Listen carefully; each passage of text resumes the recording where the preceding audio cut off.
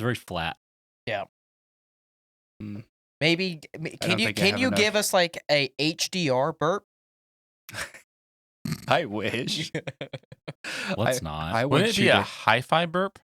I know. Well, No, that was more of a hi-fi burp. Yeah, but I like think what he's high looking dynamic for- range still applies to audio as well, where you're getting a much fuller spectrum. No, that's not what I aim for. I want it to be such a good one that the listener is able to see the burp in colors. It's kind of like what is it, color-sthesia or something like that. Are you wanting to like invent like what we had back in the day, where we had like scratch-o-vision or Smell-o-vision? yeah, smell-o-vision? Yeah. But you want that now modernized for your burp, so you can visualize it. What's happening right now? I have no idea, honestly.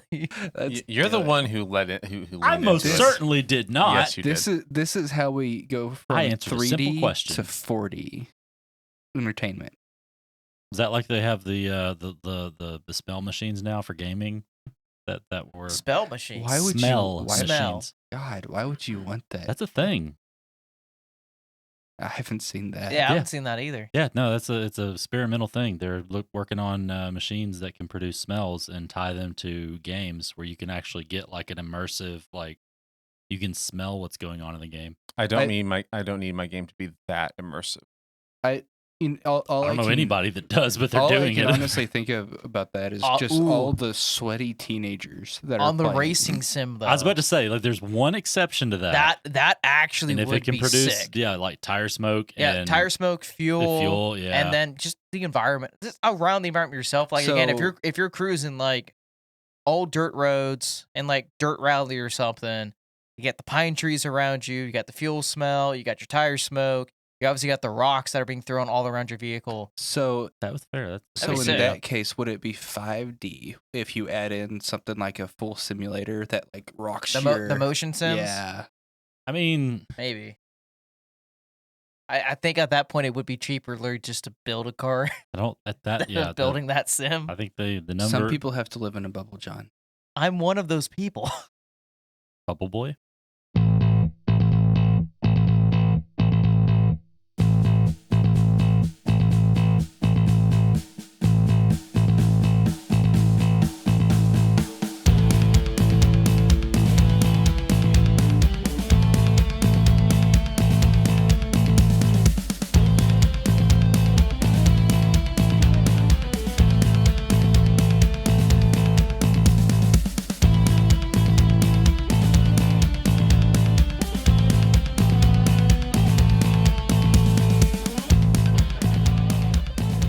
Welcome to the Hostility Morning Show. I'm your host, John, joined you today by Nathan, Ian, Steven, Matthew.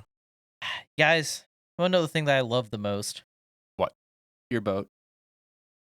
I don't think right now. Me and that boat are having a very big argument at the moment, okay? So no, it's definitely not that. It's the Forerunner. Divorce papers? That escalated quickly. So is boat statistically like a euphemism for something? Statistically, by my age, currently, I technically did already like surpass my first divorce. So maybe? No, I was gonna say computers, but specifically the like micro architecture engineering of them. Which, Nathan, yes, what are we discussing today? It's a law that was proposed by a it's gentleman. like a law from the government. Not this time. Good. Laws are meant to be broken. That's the official show position. I think I speak for everybody here. No, I'm not going to entirely disagree with you. Bent. Definitely bent and sometimes abused. I don't know always broken. Taking it back. Some of them. It's it may have already happened. We don't know. True. Statistically, it may. Laws are meant to be tested. Let's what is I think we can law? always agree on that. It's a law proposed by Mr. Moore. Mr. Gordon Moore. From back in 1965, I believe. Mm-hmm. Yeah, so today we're going to be discussing, what is Moore's Law and is it still applicable today? This is kind of a topic that actually Matthew introduced and I really latched onto because this was... You latched onto in a completely different direction. But that's for the listeners' benefit, I think. You hit me in my little engineering-tism. I was like, ooh, yes, I like this idea. This is good. So really just to kind of back up a step first and go, all right. So first off, we talked about what computers are. We've kind of talked about some use cases in your business, how they're applicable to you. But this kind of goes much, much deeper than that. From the top level, layman's terms, all Moore's law is. I'm going to read this actually directly from the Wikipedia article. Is the observation that the number of transistors in an integrated circuit doubled about every 2 years.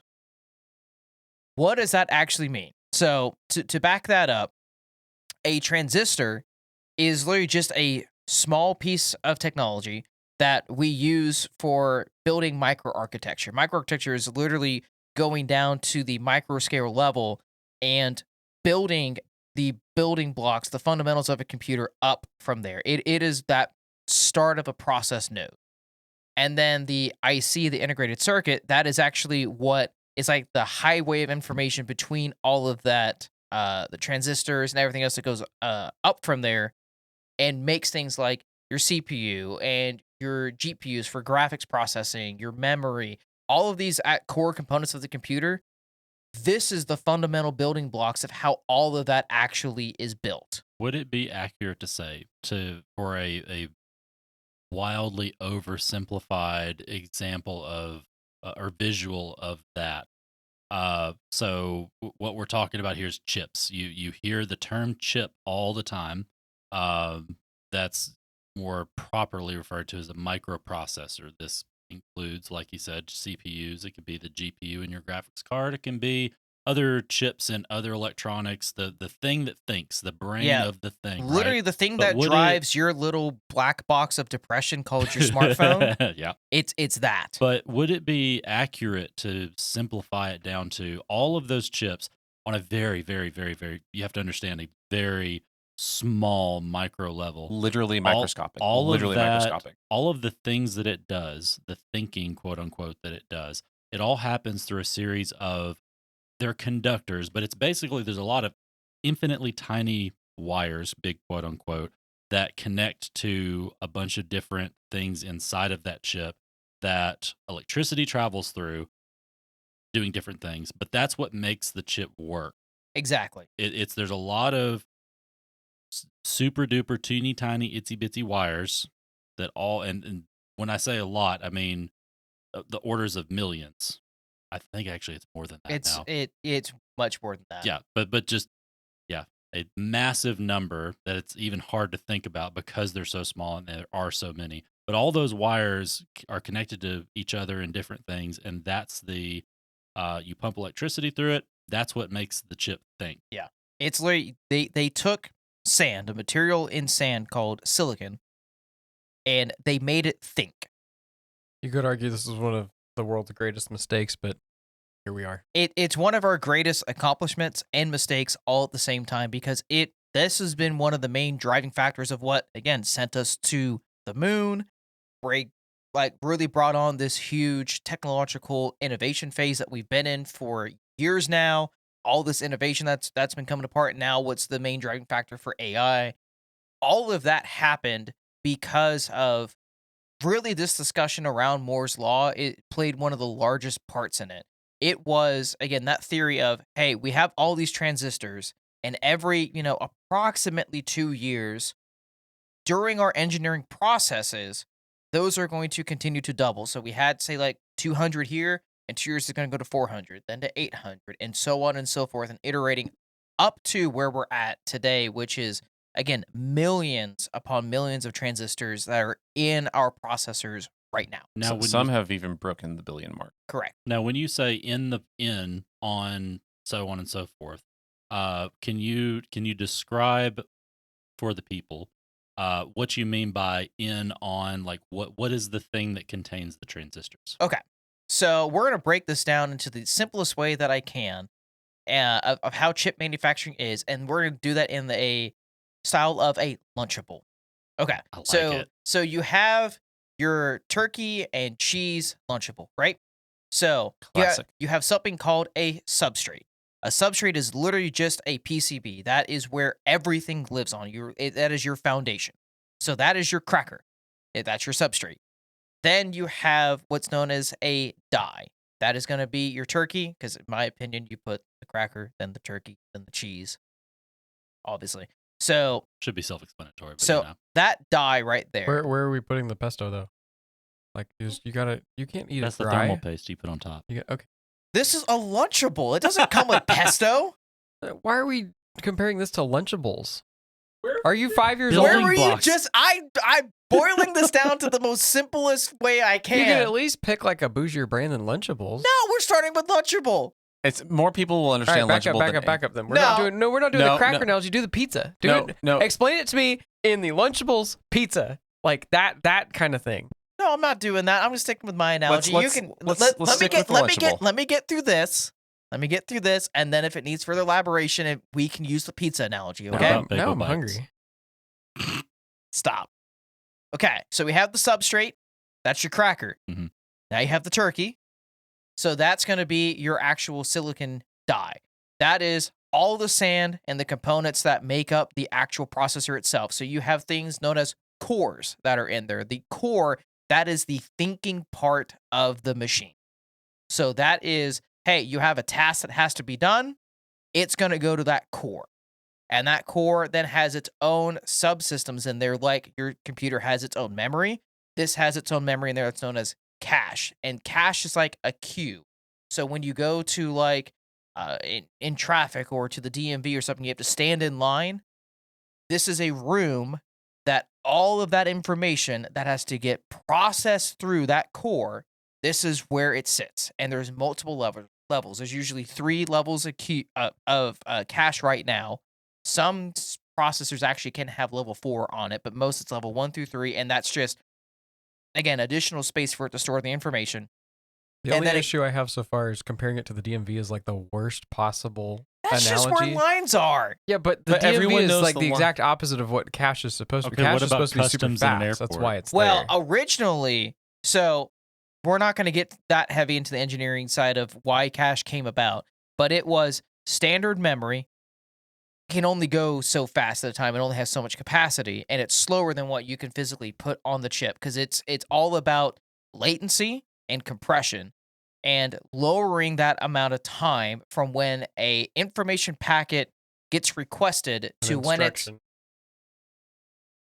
yes, but again, I'm trying to keep this as simple as possible. Well, information packet is 2 words when instruction is just An instruction one. is just a request. Okay. So a request for something to be processed has to come from somewhere to something, and it goes through that cache, right? And that cache is that super speed highway of, oh my gosh, I was at the DMV here. That's my system memory. I now need this to actually be processed, handled right now. So it goes into the cache of the CPU, to the core, gets processed and spat right back out. So for you to be able to look at your pretty pictures on your little box of depression, it has to go through this entire complex process. Mhm. That's just the turkey. Then you have the cheese, and that's now usually, again, those partial subsystems or the actual lid. Oh my goodness, I'm blanking on the heat spreader. That's what it's called. You have the heat spreader on top. So you have the substrate, you have the actual physical die, that's the silicon that does all the thinking for it, and then you have the little thing that sits on top, it's a little heat sink that just makes sure it doesn't So if we're, basically nuke itself. and I think that we agreed that, like in this episode, in this discussion we're going to have today, we're going to keep the majority of our discussion, comments, etc., to the example of a CPU. Because Yes. again, like this applies to all kinds of chips, all kinds of everything. But for the in the spirit of simplicity and time, we're going to narrow our focus mostly Yes. to the CPU. Because as you can tell already, this is a very, very you're talking about electrical engineering at the micro scale Yeah. for these types of processors, and this is very, very complex. And so to try to keep it from going over everyone's head, we do want to try and visualize this and explain it in a way where, hey, we can at least give you the fundamental building blocks. And if you want additional information after that, cool, we can give you some resources or you can go do some research and kind of figure out a bit more. But we want to just focus on that main desktop processor that everyone is usually somewhat familiar with, just to have a core anchor to the Yeah. conversation. Now, you and Matthew, in your comments you made just a few minutes ago, you talked about You mentioned instruction, Mm-hmm. and he mentioned whatever he mentioned. Information packet. Can we? We're gonna do. Yes, it's data. Let's do another quick definition because that has to do with this. Another term that you're going to hear today is clock speed. So, can we give a brief description of how clock speed works? What is clock speed, and how it pertains to instructions and so on and so forth? It's how fast a cuckoo clock can run. Well, there you go. All clock speed is, and this is generally, is how fast a CPU can process its information. So we are looking at instructions per second. So the clock speed measures is a number of cycles your CPU executes per second, measured in gigahertz. And what does that actually mean? So going back to our fundamental building blocks here is you have a task that the computer has to complete. There's something that's called an instruction set. And it is literally like when you read a manual on how to do something, it's a step-by-step guide from part A to part B to part C, start to end. It has all of that timed out.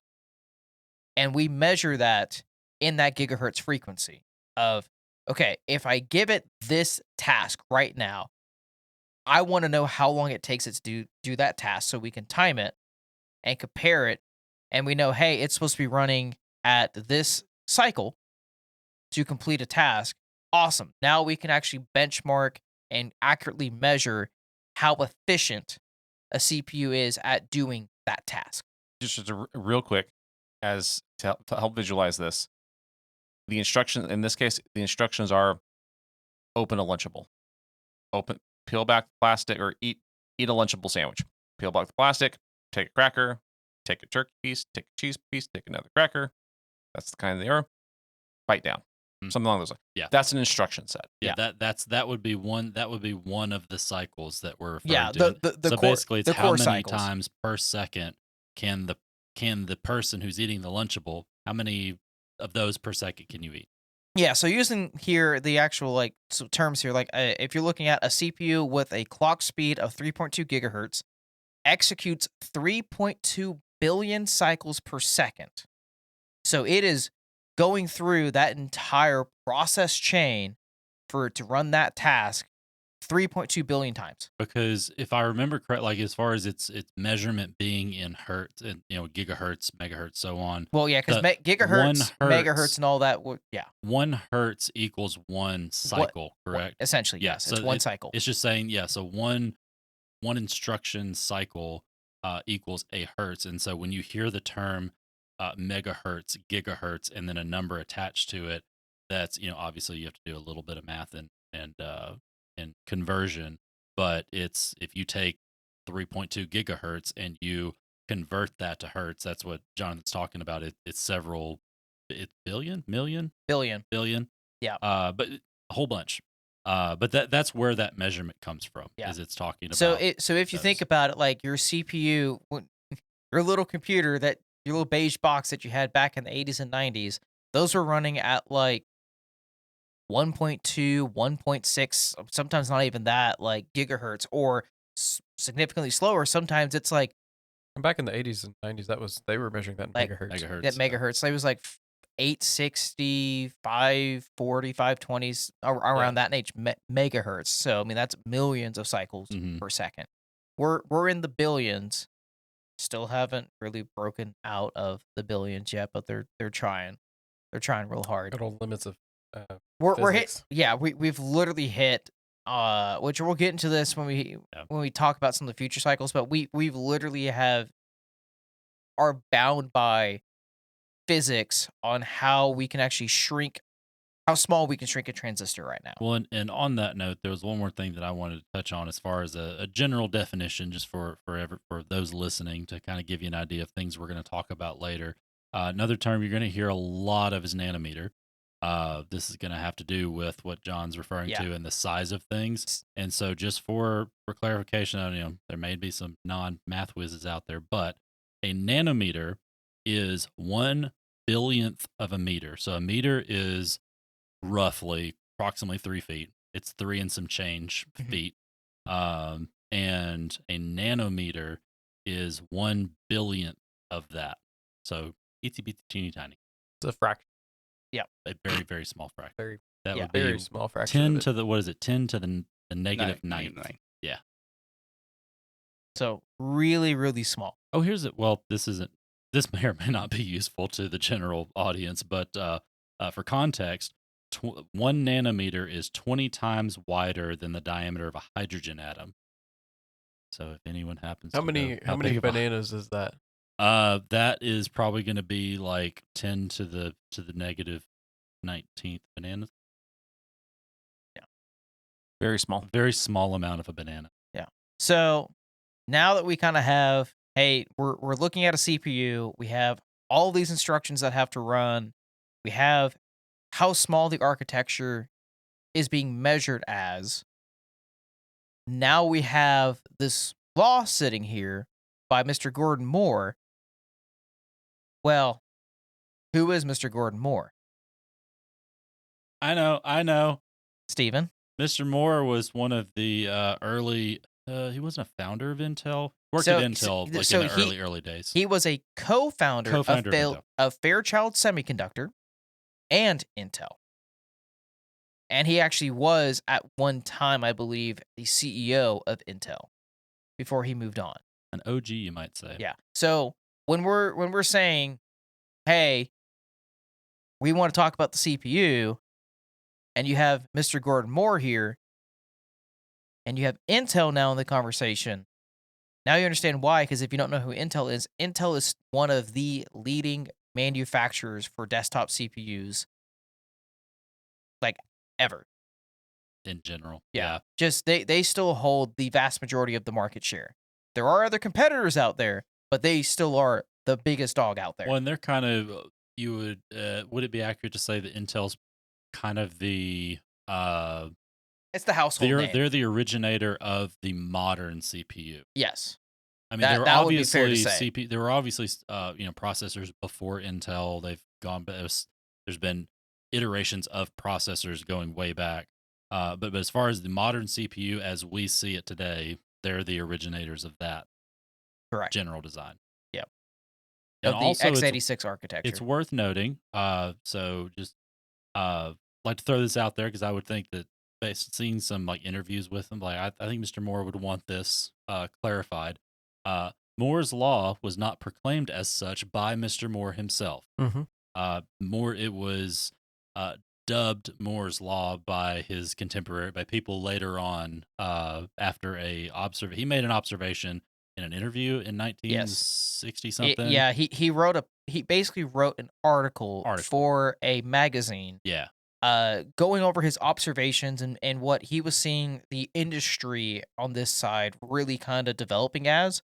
And he was setting kind of, this is my expectation. This is what I'm seeing, year over year, approximately, because he kind of revised this observation a few times, all the way down to a little over a year to 18 months, 2 years, around that time point. But pretty much, we'll call it right there in the middle, around that 18-ish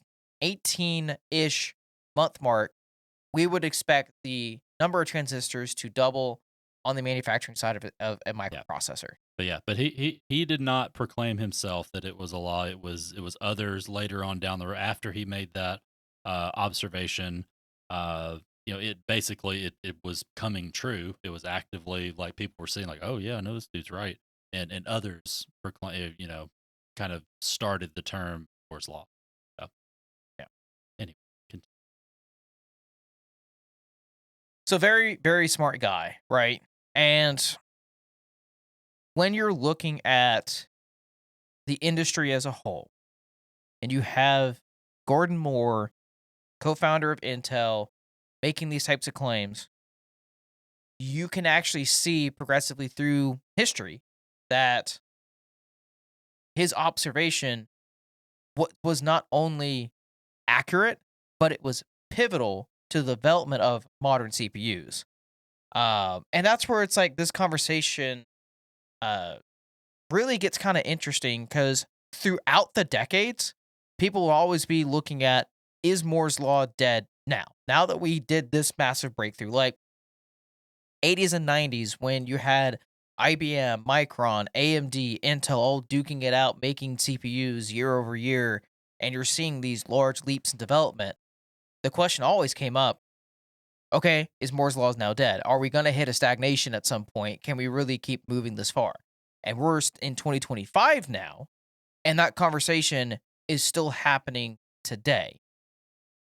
So when we're saying, hey, this law that Mr. Gordon didn't say was law, but it was kind of taken at fact over the years, and why we want to discuss this is kind of one of the main anchors to how modern technology developed. This was when you look back and you want to understand how did we get to where we were. This is one of those key pillars that you just have to understand of when we're looking at the development, looking at the engineering, what was one of the main driving factors? It was part of this mindset of, okay, now this is out there in the ether. Can we continue to hit this metric or not? Now that we've kind of gone through some of the base explanations, defined a few terms. John, could you reread the core of the law, or the core of his observation?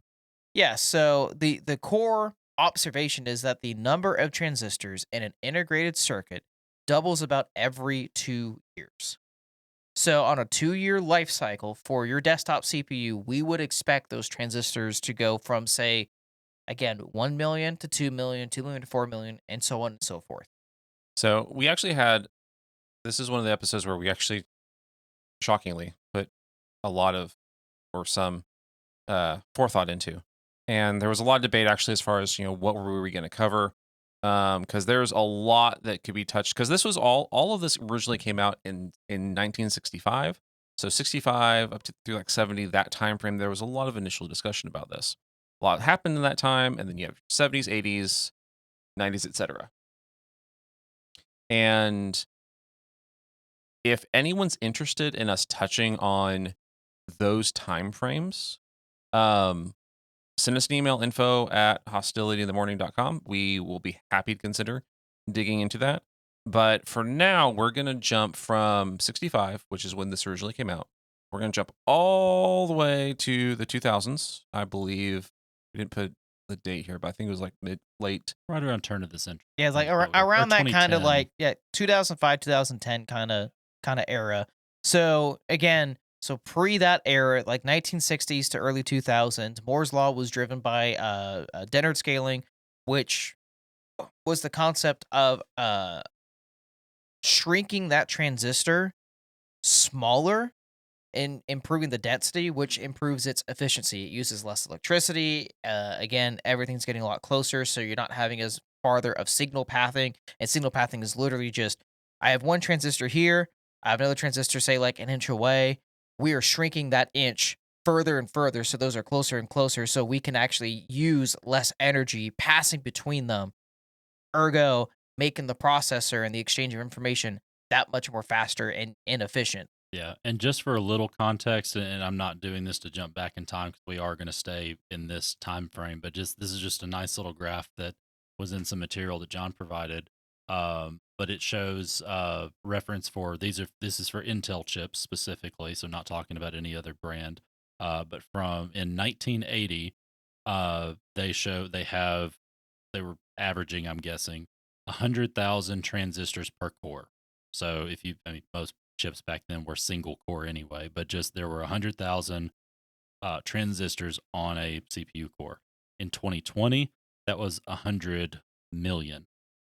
So a 1000x increase in a span of 40 years. Yep. Approximately. And then transistors on a chip in general, again, like that was single core back then. So still 100,000 back in 1980, but the average on a chip in 2020 is 30 billion.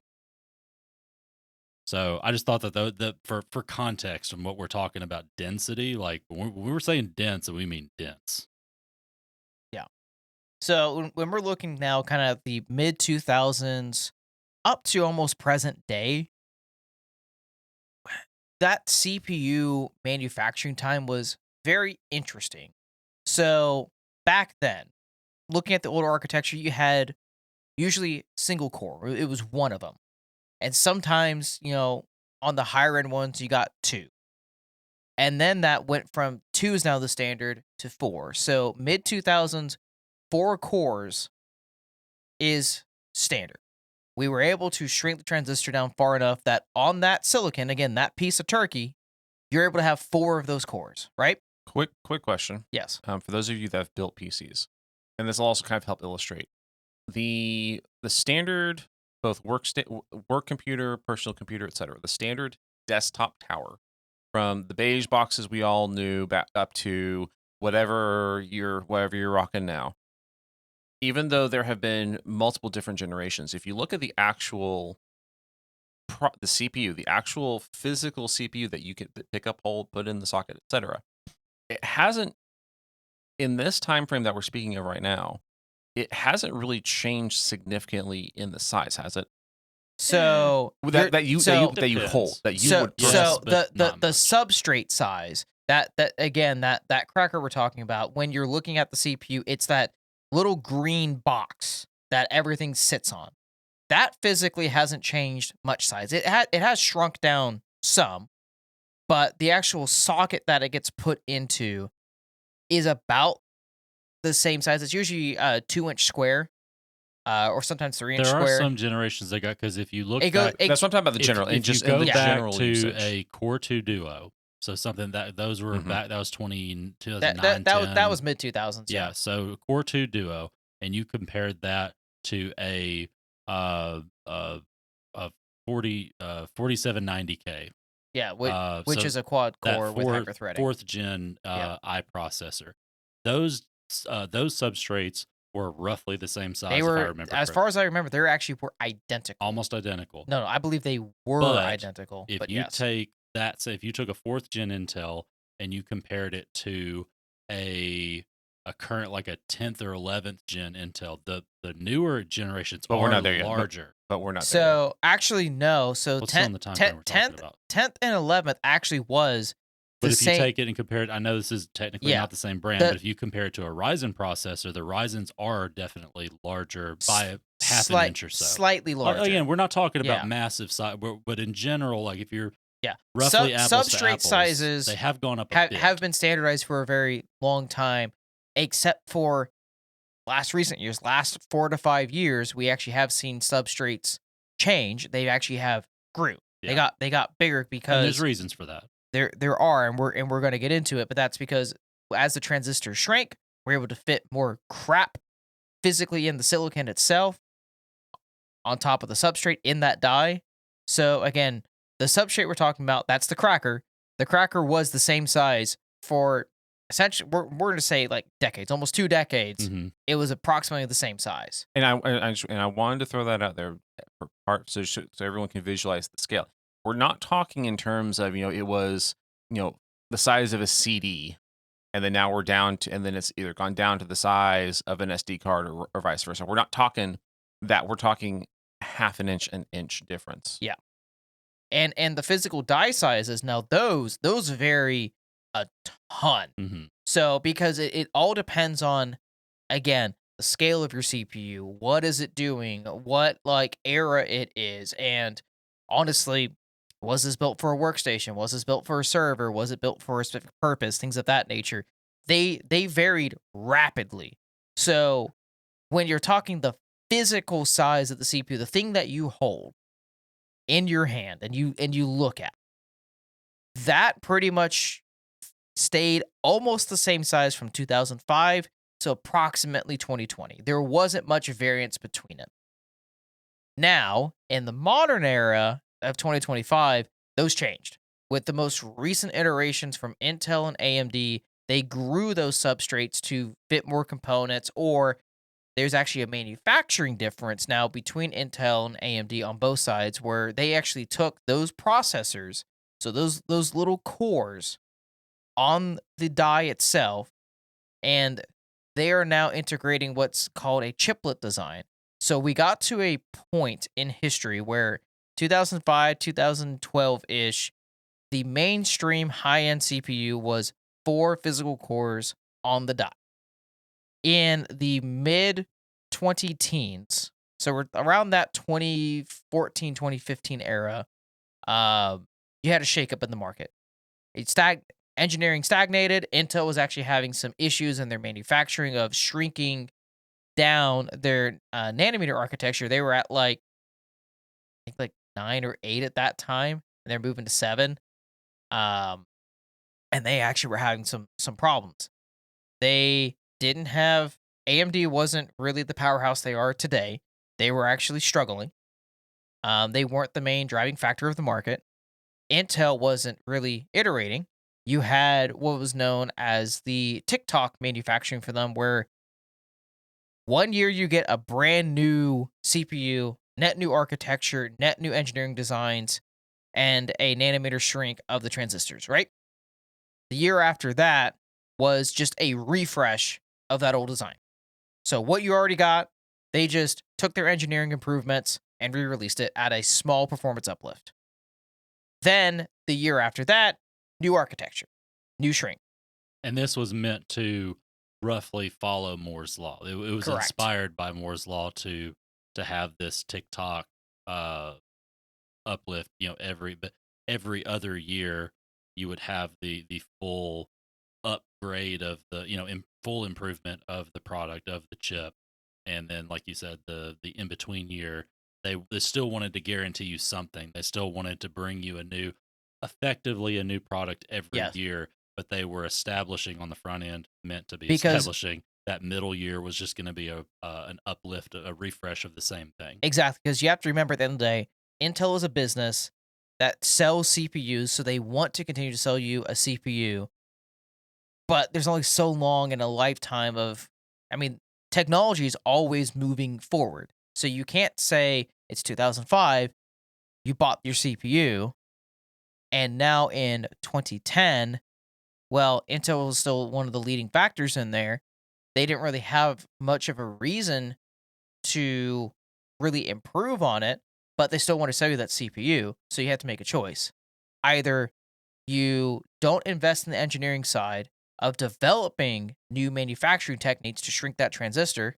You already have all the tooling made. You can just resell that same CPU year after year after year, make a fixed amount of cash, and cool.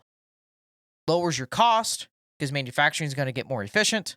You're not having to spend all the extra engineering time on building a new product. And hey, guess what? You just made Intel that much more profitable in the short term. But in the long term, as technology continues to move forward, because you didn't invest in your engineering, you technically are now behind in the industry. You might be the leader, but you're now giving all your competitors that 5-year gap of opportunity to get caught up or surpass you. And would you say that this time period that you're talking about, because I think we all remember that time period, is when a lot more of the voices were coming out talking about Moore's law being dead? Yes, there were quite a bit more because of the Intel stagnation, AMD struggling on their manufacturing side, and because that was the thing, whether we liked it or not, Intel was seen as the innovator. They were seen as they were the market leader. They were as I'm sure Matthew loves to think about all the great things Microsoft does. They Oh, were absolutely. the love them or hate them. Intel was that for the Intel CPU was the market. driving factor of the CPU market, And so if determining a lot of Intel- software and hardware so changes. if Intel was going to stagnate like that, I think there was this general like subconscious thought everyone has, like, oh well, if Intel can't do it, then nobody can, or if Intel's market is stagnating, therefore the market as a whole is stagnating. Whether or not that was true, Yeah. Obviously Well, we saw 'cause later on that From wasn't. from a consumer standpoint, yes, Yeah. but Yeah. from a chip design standpoint and manufacturing standpoint, they kept up. Mhm. And I think this was part of the when they moved to the TikTok Yep. cadence that we're talking about. That was kind of one of the fascinating things I was reading about this, was that the at this point it's when Moore's law kind of became a self-fulfilling prophecy, to where it's been going on like, this is the way things are done. We have to double the amount of transistors on a given chip every other year. So we're going to figure out whatever we can do to do it.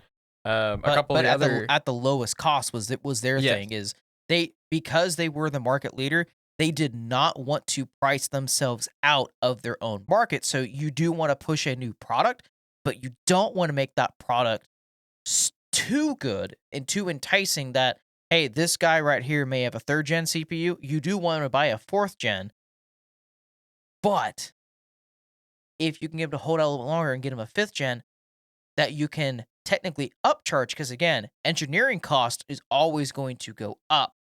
So either you can make an iterative upgrade every year and have a fixed customer that always does that, and you're gonna make that margin. But here's the thing: is they're gonna have an expectation on price. My CPU costs $330 for the most top end of line one, right? Intel wants to increase that margin as much as possible because engineering cost is going up. So that means the price of a CPU also has to go up. So if you have, and this is why the TikTok cadence here was really brilliant from them, is you have engineering, high cost here, refresh, low cost. They cost the consumer essentially the same. So you just increased your margin that much more by essentially selling them the exact same product. That was a little bit faster. Some extra engineering and features do go into it, but it's such a smaller cost comparatively. Yeah. I mean, it's not okay for doing it like some of the other companies where you go from one generation that costs like $700 something for the top end to the next generation costs like $1,200 for the top end. Yeah, back then consumers were much more price conscious. This is for a different company, not Intel, but well, and Intel was also part of this. Intel did play their role on that front of price hiking here, so that they're not completely blameless here. But it is funny though, because part of Moore's law was that the CPUs were supposed to, or the components in general were supposed to get cheaper, get down in cost over time. Yeah, for the consumer. Yeah, you're supposed to get better and cheaper. Like we're talking about with it's 350 this generation, and then 2 generations later, it's still supposed to be roughly 350. You're getting a better product, and I'm sure somebody could for roughly the same price, but technically speaking, the price of performance, it's going to be cheaper. Yeah, correct. I agree with your sentiment wholeheartedly, but I'm sure there's someone out there that could probably make the argument that if you went in depth into the CPU stack, into the full stack of SKUs, like for any given generation, they say, oh, well, if you look at a 4790K and you look at an i3 from the like 9th or 10th generation or something like that, it's like, oh, well, you are getting that. Those cost roughly the same or in the ballpark. So technically you are getting, but I look at it from your perspective. If you're looking apples to apples, like if you're saying top end of this generation to top end of this generation, the cost difference the price went way up. Yeah. And the performance was supposed to scale the same, with Moore's law. And so therefore that part of the law seemed to have been lost on. Yeah, that's where this is always the tricky part of saying, if you want to compare a 9th gen i3 to a 4th gen i7, it's really hard to compare them apples to apples now from the user perspective. Yeah, it is. You benchmark both of them running designated tasks, and it spits out a number and said, this number higher, this one obviously better. It cost me this much compared to this one that cost me this much.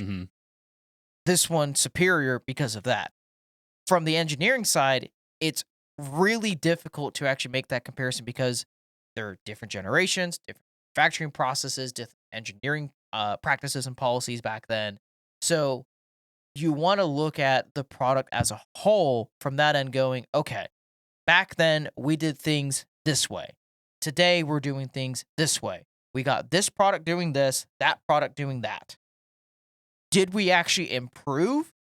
Or did the only benefit we get because we advanced the engineering side that the transistor just got smaller? Did we do anything better besides that? Because if you just use that exact same engineering practice of design of, well, the die shrunk because the CPU core shrunk because the transistor shrunk, but we did nothing else besides that, that's still lazy engineering. You didn't do anything else iterative on it. You didn't improve anything else besides, well, I had this core architecture here. We just made it smaller. You didn't get anything really more performance end besides it uses less power and you might be able to clock it higher because, again, it uses less power, which means less heat. That's it. Because when we're going through the engineering side of awesome new CPU architecture, what does that mean? That usually means a new core design, meaning it can take on more cycles, so it's running faster, so you can now process more for your money. Well, but also on top of that, like when you're talking about the evolution of architecture, that doesn't just describe the physical design of the chip, right? That also has to do with the I'm gonna butcher this, but the actual uh, coding of like the way the thing does the thing, not just the thing itself. Yeah, it's not. So it's always a. I'm going to use this on the engineering side, from the technical side. It's two-pronged.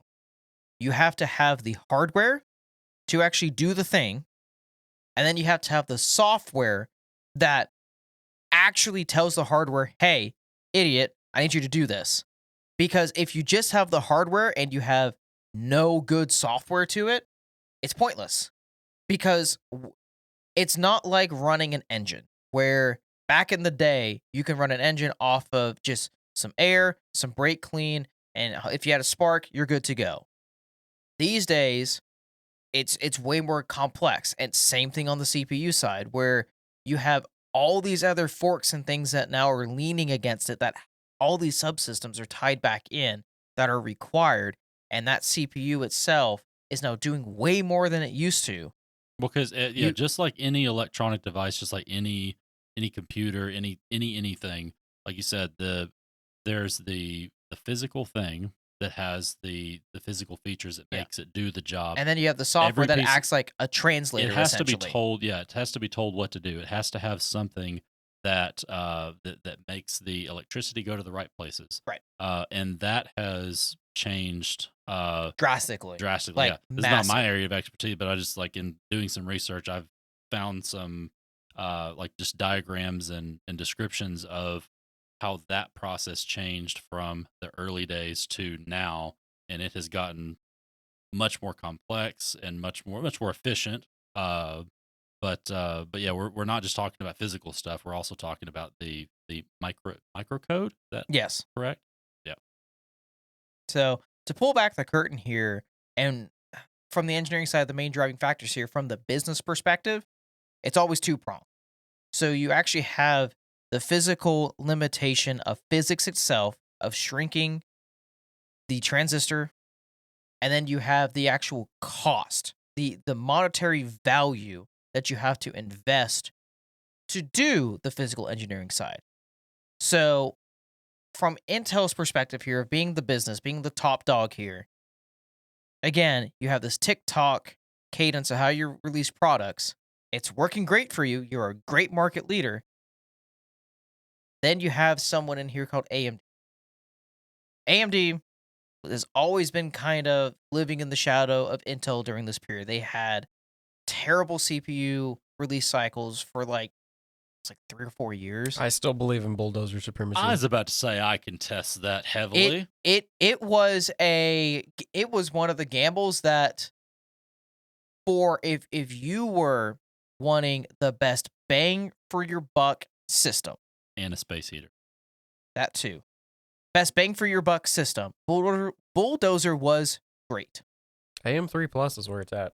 That was a good. I bet platform. you if I've got a They- pile they got- driver, they and got I a bet you lot if of I it- fired it up Hang on, today, hang on it would here. run. We just threw out the term bulldozer. What are we talking about here? So there's engineering names for a CPU for its generation. So Intel had things like their 3000 series of CPU was Ivy Lake. I know Ivy That Bridge. bridge first, yeah. And then 4th gen was Haswell. And then 5000 series, which was workstations and servers, was Broadwell. And then you had Skylake, so on and so forth. Bulldozer was AMD's cadence for their, it's like 4,000, 5,000, 6,000, and 6 and 8,000 series. Now 8 was pile driver. You sure? I want to say 7 and 8, yeah, because I have an 80. Yeah. I have a 80. Bulldozer was 6,000. 89, Either way, 50. Or I think we 80. can all agree that AMD had the better names. 100%. Way cooler name. Oh, yeah, Okay, way you way go up cooler. to, Intel you with go up other to somebody. lakes. You go up to somebody. This is kind of like the Nintendo versus Sega You know, like back in the 80s and 90s. Legitimately, yes. Because it's like you go up to somebody and you say, hey, do you want a bulldozer CPU or do you want a coffee lake CPU? Yeah. So different generations, but you get the idea of like, which one do you want? Well, I want the Do you bulldozer. want a Haswell or do you want a bulldozer? It sounds cool, but AMD took a really big engineering Ivy gamble. Bridge or you want pile driver? Yeah, I want pile driver. So they engineering wise, they were behind on Intel. So Intel, you have to remember, market leader, they have AMD had the marketing. I'll give them that. Yeah, 100%. They had the marketing, but they didn't have the engineering prowess and money that Intel could throw at the problem. So AMD took a gamble, came up with a new engineering process for how they wanted to build their CPUs, which they wanted to cram more cores physically on the die that sits on the substrate and try to more efficiently spread that load. But the transistor that they were using was larger than Intel at that time. So they were trying to push the same clock speed out, same instruction set, things of that nature. It ran worse, it spat out more heat, and in the public's eye, it was a failure. Yeah. Well, because and just kind of going back to some of our basic examples, with size, obviously when we're talking about like their transistors were bigger than Intel's transistors, which is a bad thing in this case, for efficiency. We're talking on a very, very small scale, but even if you did scale that up for reference, because of the things being larger and therefore in some cases the components are farther apart, you're having to pump the electricity from point A to point B. You know, when you don't have things condensed down to like where Intel did, you have to use higher amperage, more electricity to get that item, that instruction from point A to point B. More electricity equals more heat. That scales up to that's where a lot of this comes from. As far as if you're ever wondering why one CPU has a higher TDP, that's just a measurement of the heat that it produces, than another CPU. It has to do with these architecture components and how things are organized and built. Different sizes of architecture, things like that. That's where those features, I don't want to say features, but those side effects come from, as far as efficiency, like thermal efficiency, and then actual performance efficiency. So, but at that time, they took the gamble. Gamble didn't pay off. Now, because they said that like my CPU, like the what was it, the 8950X or something like that. Yeah, it had 6 cores. I'm doing air quotes right now. 6 cores, 12. It was they said it was hyper-threaded. If you actually look at this like from the engineering, if you actually know like how it was built, it wasn't 6 cores. No, it was half that. Yeah. So hyper-threading to break that down simplest is you have a core itself, and it's doing its instructions, its cycles that it does all the time, but it's not being fully used. There's still additional capacity of processing that it could do. So what Intel developed on the hyperthreading side and AMD, they call it something else. I can't remember how they measure their threads again. But they have their own version of hyperthreading that they do. They would actually virtually in software split that core basically in half. It wasn't a full 50-50, but in half, so you can actually run additional cycles on top of that processor to get more performance out of it. Yeah, like in our line of work, a lot of people still, and I did as well for a long time, have the basic idea or had thought that, hyperthreading means one core can act like 2 cores. They simplify it down to that fact. That's not factually true and entirely. But the way that I just thought that you can envision it is you have standard CPUs that have standard cores, non-hyperthreaded. So one core acts like one core. That's one person doing a job. If you have a hyperthreaded core, that's like a person doing a job and they have an admin assistant. So they're the ones doing the job, but they also have an admin assistant who's kind of pre-staging the jobs that they need to do. So job comes in, it comes to the admin assistant. They get it all organized, put paper clips on it, put it in a nice folder so that when it gets to the person doing the job, they can do the job faster. And then while they're doing the job, the assistant is getting the next job and getting it all organized, getting it all nice. And then as soon as this one's done, it gets handed over. So it just makes the process more. So it can do quote twice as much work. It's acting like 2 cores, but it's not really 2 physical cores. It's just a more efficient process. More efficient, yeah. AMD, public eye, and in their stock, they lost to Intel during this period. But what happens here that they can fold, or you can have our favorite here, or they could rise. That you can have a Rudy story being the underdog, and we got something in again the mid 20 teens around that 2015, I think 2016 mark. Got a little something called Ryzen. Boy, that was a time to be alive. On a lot of Intel haters. Boy, it was awesome, and from the engineering side, because you got the Zen architecture, and this fundamentally changed the engineering mindset of how you make a CPU, because you went from, well, I have a core over here, I have its cache over here, I have the main controller over here, and then I have this kind of like main like processing lane in the center where everything connects to its main bus. AMD broke that up in something called chiplets, where, okay, I can actually take all of that kind of big architecture of where everything sits here, where I lined up all my cores in this subsection and then all their subsystems over here.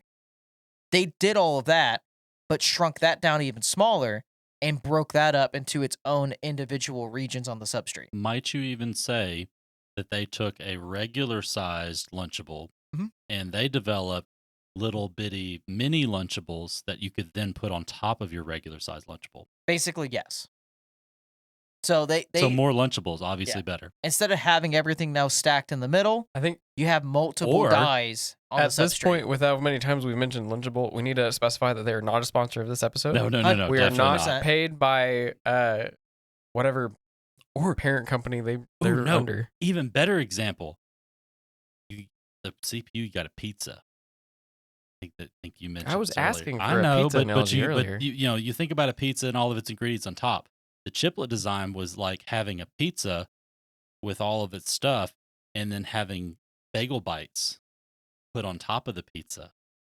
How come I chiplets. haven't thought of this before? We should make a bagel bite pizza. Like a pizza with the bagel bites on it. R.I.P. the roof of your mouth. Get Chet on that one. Like, let's go.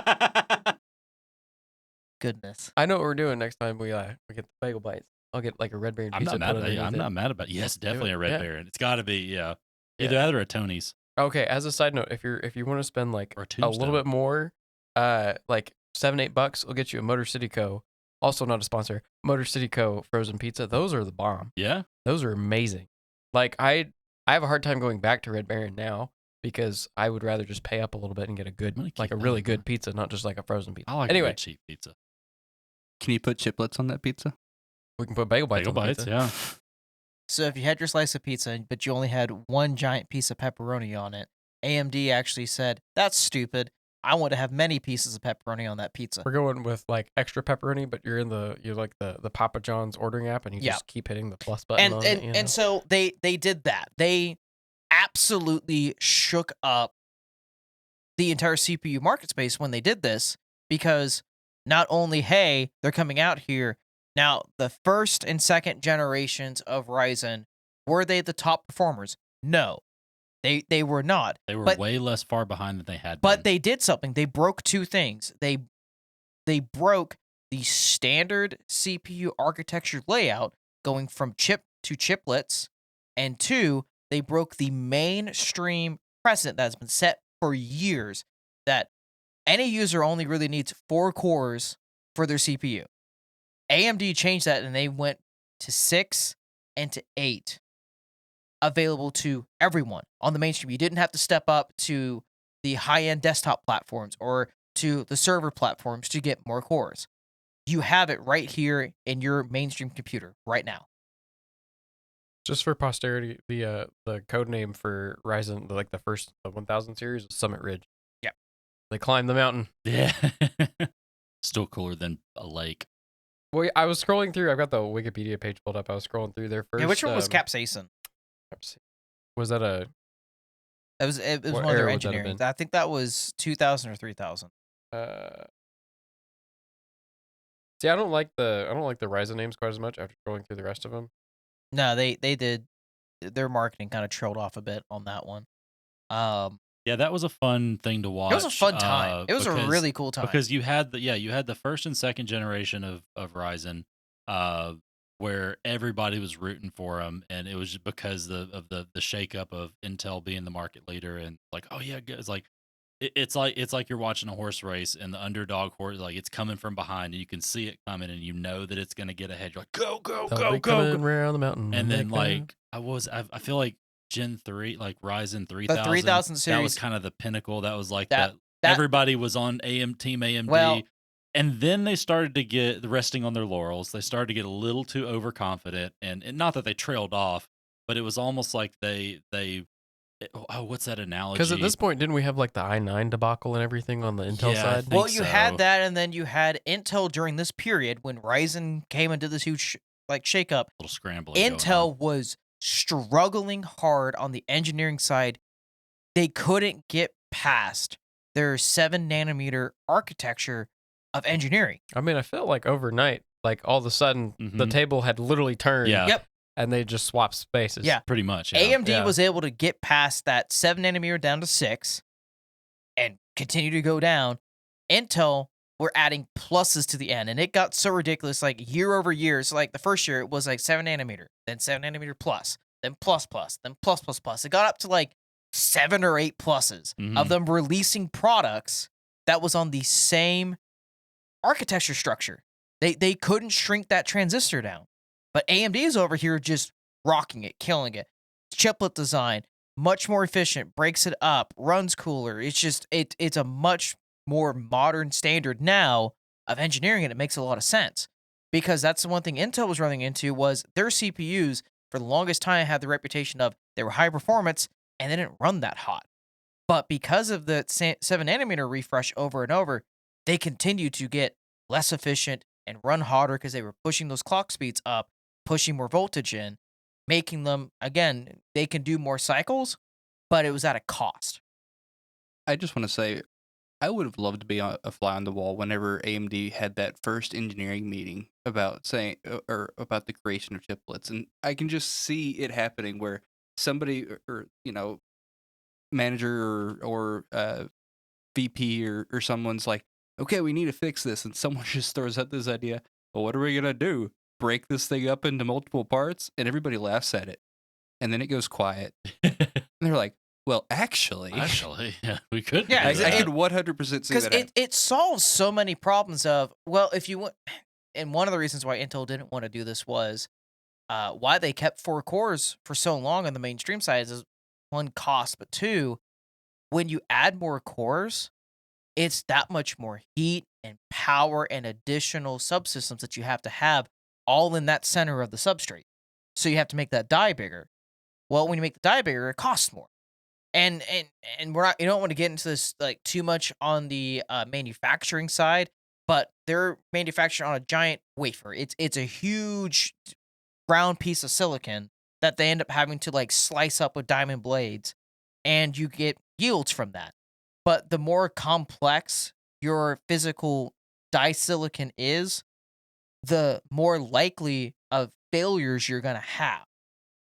And so when you're having to do this complexity of engineering and manufacturing side and trying to get the most CPUs for your money out of it, it gets incredibly costly when, cool, you had this awesome die here that you used to get, or this wafer here of dies that we used to get, like, out of one wafer, you got like 500 CPUs. But now you're getting like 400, 350, and less and less and less as you're trying to cram more and more stuff on the die itself. And where AMD is genius on this was, okay, we want to maximize the amount that we can really get out of these dies. We make the die smaller. We're putting less stuff physically on it so we can fit more on the wafer. So if we have more of them fail, our yields are still really high. And guess what? If they only partially fail, well, we can now trickle that down to a lower end product because it's not the entire die you're writing off. You're writing off just one small little chiplet of a die. So you can toss that little guy out or throw it on a little dinky CPU. It only has a couple of cores working on that one chiplet substrate or chiplet die. Awesome. So less waste, less cost, higher yields, more efficiency on the manufacturing side, which means you can pump out more of that product. Guess what? You just made the recipe of success. So would it be fair to say that uh, while during that time period when Intel was still on top, but according to the public, to consumers, it seemed like they were stagnating, and with that, kind of some were generating this idea of like, oh well, Moore's law may be dead because we're not seeing this progression. Uh, would it be fair to say that AMD in their heyday of Ryzen with introducing this new process and all that, that they kind of at the time revived the idea of Moore's law? 100%. They reignited saying, nope, it's here to stay. It's Yeah. here to live. Because ultimately Moore's law, because that's the thing too, and like I felt like in doing with some of the research, with some of the things I was reading, some people focus on Moore's law strictly in the lens of Intel. They look through that lens and they only hyperanalyze Intel. But really, like the idea that Mr. Moore put forward, he wasn't referring to just Intel. He was referring to the market as a whole. He was referring Yes. to the technologies that are being developed as a whole. And so it doesn't matter who is the one pushing the market, pushing the technology forward. It's just a matter of, is the technology moving forward at this relative pace? Yeah. So I mean, it seemed to me like that, when AMD kind of made that that jumped that hurdle and made their push with their technology, like whether purists liked it or not, whether they says, oh, ours is more efficient, blah blah blah, it doesn't matter. They got the results. Their product was working and improving at that same rate like Intel used to be. Mhm. And then that's where, again, my personal feelings on the matter are in that thought process of like, it doesn't matter. It doesn't matter who's the one with the most innovation, or who it's what, and as long as the resulting technology is improving at these regular rates over time, then I mean, hey, Yeah. the law, as technically the law stands. Well, because the most important takeaway here on this one, it's not the law itself. It's you have to have something to drive competition, because competition is what drives engineering iteration. It moves the industry forward, and who benefits most from that? The consumer. The Is it- consumer always will. And I really liked a comment that I saw or heard. There was a lovely gentleman by the name of Jim Keller that works at Intel that you posted a lot of resources from, and I liked the comment that he made on that subject of for the engineering side of things. The market also drove this heavily, but I guess it was those two things in tandem. Moore's law, it being, or the statement that Moore made, almost not just foretold what was going to happen, it actually dictated what happened, because people took it so seriously that it gave everyone the motivation to say, this is what needs to happen, not just, oh, this is going to happen. So it's not going to happen naturally. Oh, it's going to happen anyway, so we'll humdrum go along. No, it was like a motivation, like, oh, we have to make this happen. Yeah. And so a lot of the technological leaps that were made during this time frame were appeared to be because that statement was made, and it was almost like a challenge to the engineers, to the companies to do this. And then the consumers saw the benefit of that. They saw the results from it, and all this new technology that's coming out at this rate.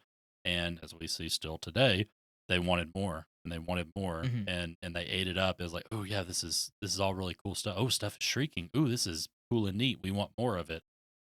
So I think that's, it doesn't matter if at any point in time the law does die or whatever you want to call it. Like, it's still I don't think a it'll die. testament to, I think it'll just slow down at worst. yeah. Yeah, But it's still a I testament to Mr. Moore and his Yep. thoughts for the future, because he kind of was again, instrumental in driving where we are today. it's still something we reference in today's modern technology, like right now in 2025. It's something we reference that was a comment made in a magazine in 1965. Yeah. It stood that long of test of time. And that's something too, like, if you think about it from that perspective, like, I mean, that was 60 years ago. Approximately, Well, yeah. to add some context, when he was initially positing this observation, he was talking about the last 10 years. Yep. So Yeah. he's seen the last 10. This is what it was. It had doubled every year for the last 10 years, and he said that it would double again for at least the next decade. I was about to say, yeah. and he then technically 75 is mentioned- when it was reworked, I guess, to be every other year. Yeah. So that's And what technically he's not this the year one. marks 70 years since that really kicked off. And it's crazy that somebody back, because when, for some of us, 1965 doesn't seem as long back as probably others that are younger. But you have to think about that time, like 70 years. I mean, we can't for the same scale to think about continue. us. Yeah, right now in 2095, can you even begin to fathom what technology will look like in 2095? No idea. Like for him to even have the force. Oh, it's gonna look like fire and brimstone and ash, because Skynet's gonna take over. Well, That that's is an where option. I kind of want to move us into looking into that future and kind of what's next. And I do want to honestly ask the question to the entire table: does Moore's law really even matter? Like, it doesn't matter if it's dead or not. Like, does it matter now? I think the principle of significant increase does matter. Now, whether or not it's true or not, I don't know. I am one of the least knowledgeable at this table of this topic.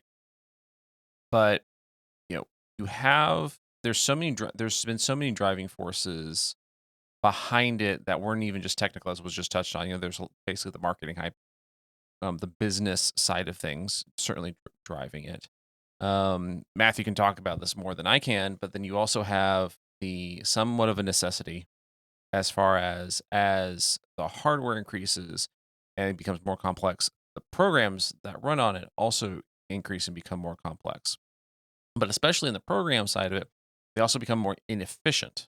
And as they become more inefficient, you need brute horsepower to compensate for those inefficiencies. And if we get to a point where you no longer see exponential increase over relatively short periods of time, I honestly don't think I think everyone that's currently active in the space, with a few minor exceptions, I don't think we can really comprehend what that would look like. Well, and that's another just comment on just this is an opinion of one person on kind of what the bigger picture looks like as far as what we see as progress. Um, this was Jim Keller as well, but gave some visuals and some examples of different nanometer processes or different technologies for specific things and all that, but reference them in a graph of diminishing returns, which is basically an arc.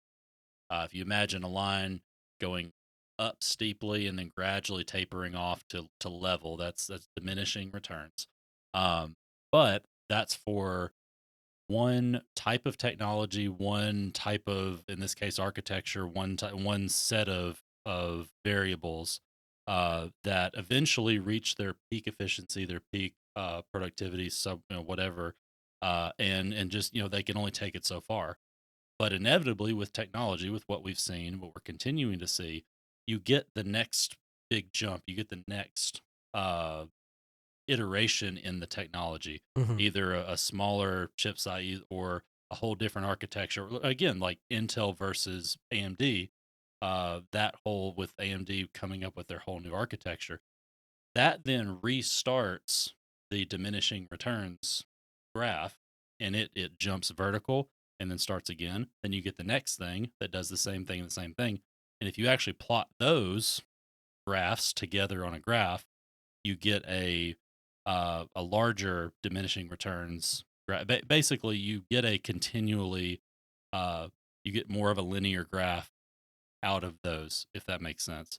So it's like when people take points in time and specific types of technology in a bubble in a moment and they look at it, it's like the Intel thing for a period of several years.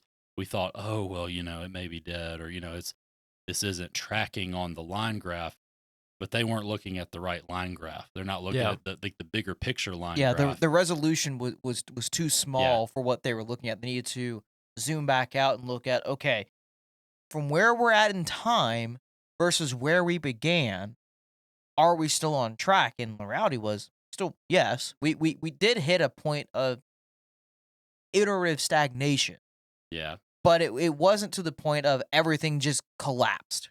I think it's also worth pointing out that we are to a point where when this was first introduced, the um it was a technology that was highly important only in certain spheres. This is now a technology that is critical in any sphere of what we would consider modern life, from everything from the most minor entertainment to critical business, government, medical, et cetera, et cetera, et cetera. It's all super critical now. So, if anything, the importance of the increase is even more so. But also, I think the platform doesn't matter as much as it did, because from a consumer perspective, we're looking for compute. And compute does not necessarily have to be in a traditional microprocessor. There's something beyond or parallel to or different than the traditional microprocessor. So long as its compute capabilities are equal to or greater than, then that's all that to the consumer side I think really matters. Well, I agree with compute, but also form factor. I think for the general consumer, that's also a relevant factor in the equation. So as long as the compute is increasing over time, but also the form factor that compute comes in is getting, I wouldn't say getting more convenient. So like what we've seen in our lifetimes, we saw the big old chunky laptops. We saw those get smaller and smaller. Then we got uh uh oh gosh, I can't believe I'm forgetting this.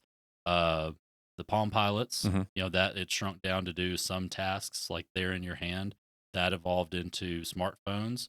Smartphones got bigger, smaller again And then somehow, bigger again. and then bigger again, and then tablets evolved from it. Mhm.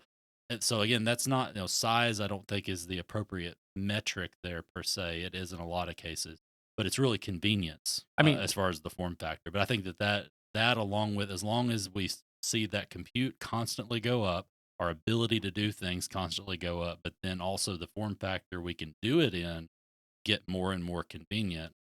I think it's worth noting though that we've had room size computers for over a century at this point. Because back in the day, back pre World War II, I mean, it was mostly mechanical, but it was still a computer.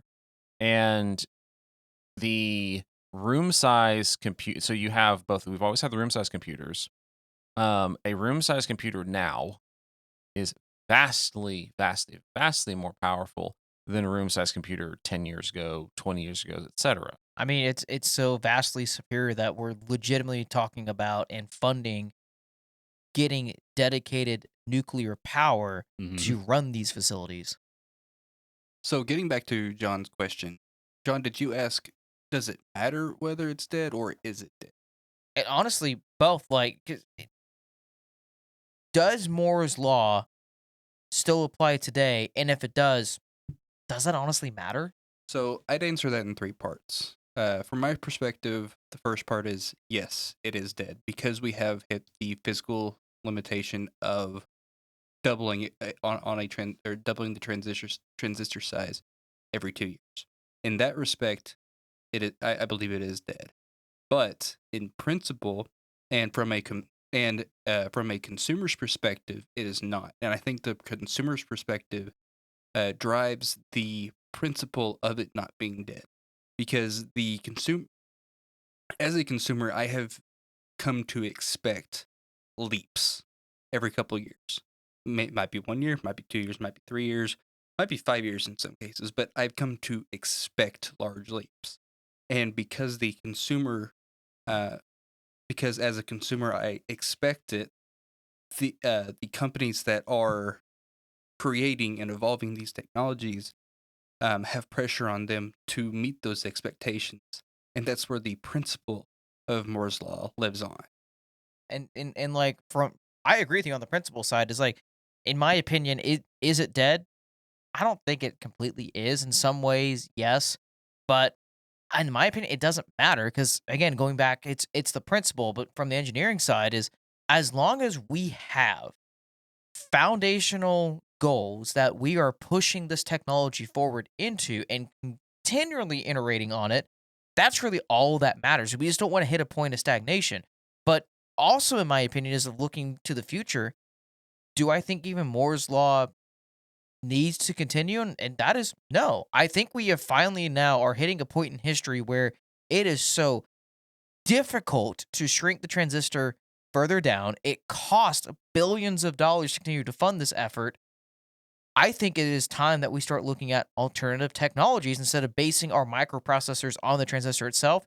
Let's look at things like, again, like biocomputing or quantum computing or a lot of these other alternatives of how we can do our compute modules on, and not essentially have a Moore's law that we are, basing all this around, but take those fundamental principles that we learned from these 60, 70 years of engineering of how long we've been doing it based off this idea, and apply that to a new practice and move the industry in that direction. I think is much more important than constantly looking back at a statement that we made back in 1965 of this was an expectation we had, because the expectation, in my opinion, has changed.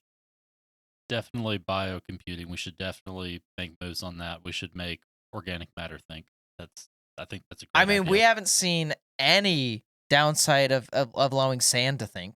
Yeah, no, not at all. I think from my perspective, the is Moore's law dead or it doesn't matter question is, I think it from a software development perspective it does, just because there is a almost equal force in the software world where at the rate that computer hardware gets more efficient and more powerful, software gets more bloated and wasteful. Yeah. Like it is just It's insane. it's so funny to watch, like, one industry like just absolutely blow through leaps and bounds of crushing it. of just engineering feats, and then you have the software software side. It's just like, well, we squandering don't it. have to. Well, because it's always that checks and balance end where, well, we have the engineering prowess now on the hardware side. We have so much additional overhead. We don't have to make our software that efficient. But then when the hardware starts to stagnate, you have no choice because your software is running so crap. You have to go through and re-engineer it to have it run more efficiently. And they're never at the same level typically. They're usually stair-stepping each other one way or the other. So hot take out. And we'll tease this we'll probably need to do this for another episode. I think in recent times, the real driver around software advancement has been mobile. Yeah, that's definitely going to be a topic for another day. But Matthew, I wanted to let you finish your thought. I think. See, the thing is that we have all of this incredibly powerful hardware, right? The problem is that around the 2010s is when you really saw the web take off. So we went from just GeoCities and stuff like that to we have full blown applications placed on the web because, as all programmers want to be, we like to be lazy, right? We don't like to jump through hoops if we don't have to. So most of the time this laziness is driven by a desire to automate things, to like let the computer do things for you, right? We have this incredible level of power at our disposal, let's use it. And then there's that level of laziness where it's a very hardworking effort to be lazy, but then you have like the pure laziness, like in the case of, and I get why it is, and I like at my job we do this too. We deploy stuff to the web because it's a universal platform. You can just deploy it to the web. You don't have to deal with deploying updates to different machines. You don't have to deal with different versions. You have a lot more control over the whole process. So it makes things a lot easier. At the same time, as anybody that's used any application these days knows, it wastes a lot of resources, not just CPU time, but also your RAM, your storage, all that business. Like any Electron app requires at least 300-400 megabytes. And since almost everything is an Electron app these days, like let's say you've got Spotify, you've got Discord, you've got Teams, you've got your browser open, all these different things. It's just that exponential waste is just outpacing the Moore's law, the hardware improvements. And so I think on the consumer side of things, seeing this, it almost seems like it is dead in that aspect, because you're not necessarily seeing those leaps and bounds. When we look at games as well, like almost everything's running on or it seems to be everybody's moving to Unreal 5, and Unreal 5 has a lot of great things about it, but it's also very easy to not optimize things with Unreal 5. So then again, you end up wasting a lot of resources. Well, and this would be an interesting, let us know in the comments or just hit us up via our socials, that if you are honestly interested in the topic around, I bought this nice new shiny fast computer, but it somehow feels slower than my old one. That would always be an interesting topic, because as Matthew's saying, is like hardware wise, we have gone leaps and bounds in a very short amount of time of just raw horsepower that we can push through, but software hasn't caught up, and it would be really, I think it would be interesting to look into why that might be.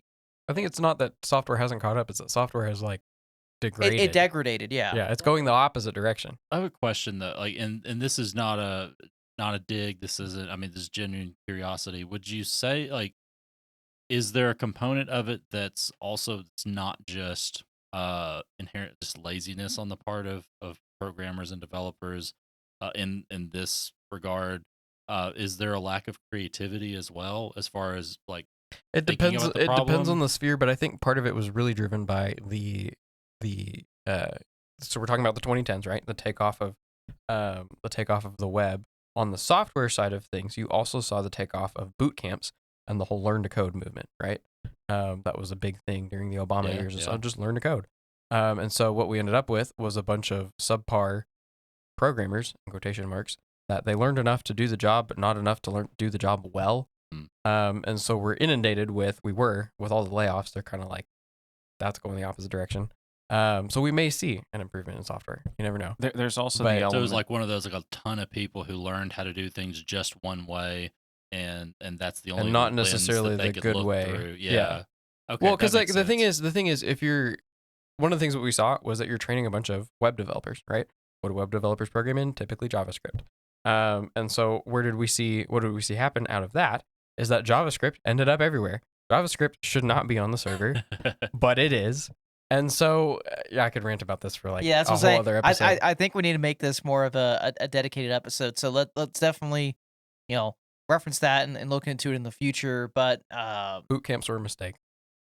Potentially. So all I'm saying is it's so cool to be able to look back on, a statement like this made back in 1965, and we're still talking about it in 2025, and seeing where the industry has been, where we currently are, and the directions that we're heading.